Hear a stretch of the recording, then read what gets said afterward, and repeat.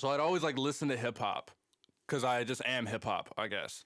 You know what I mean? Like black boy in the South with an attitude. Come on.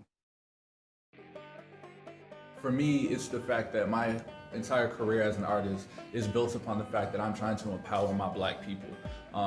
There's a reason that I've been bridging the gap between folk and rap, the gap, because they're the same thing. Folk just means the music of the people.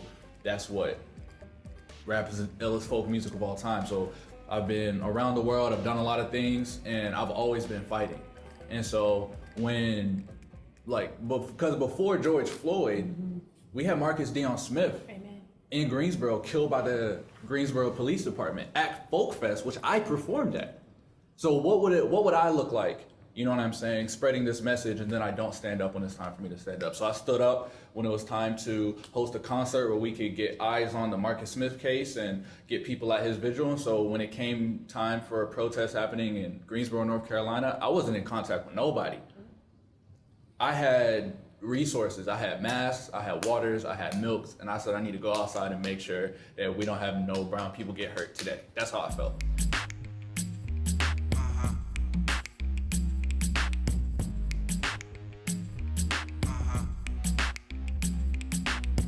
Okay, now hypothetically though, let's say it all to simmer down to how your pedigree go. We probably be a population more evenly educated, better fed, well-bred, less easily separated.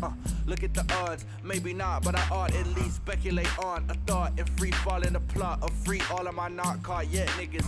All of the in school and caught with debt niggas. This is not a moment, and I would like people to understand that this is continuing, and it's not a one-off because George Floyd was not a one-off. It's not a one-off because it's not just police brutality that we're up against. You know what I'm saying? We're up against every aspect of colonialism, of genocide, of slavery, of privatized prisons. Like, if you're gonna take anything from any piece that I give is, as the audience or whatever, it would be that I am shining a light on what I'm focusing on.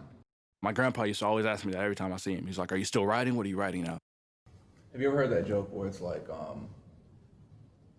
imagine, it's a riddle. It's like, imagine you're in a box with no windows and no doors. Imagine you're in a box with no windows and no doors. This is exactly where you are. This is who you are. You're in a box with no windows and no doors. Imagine you're in that box. How do you get out of the box?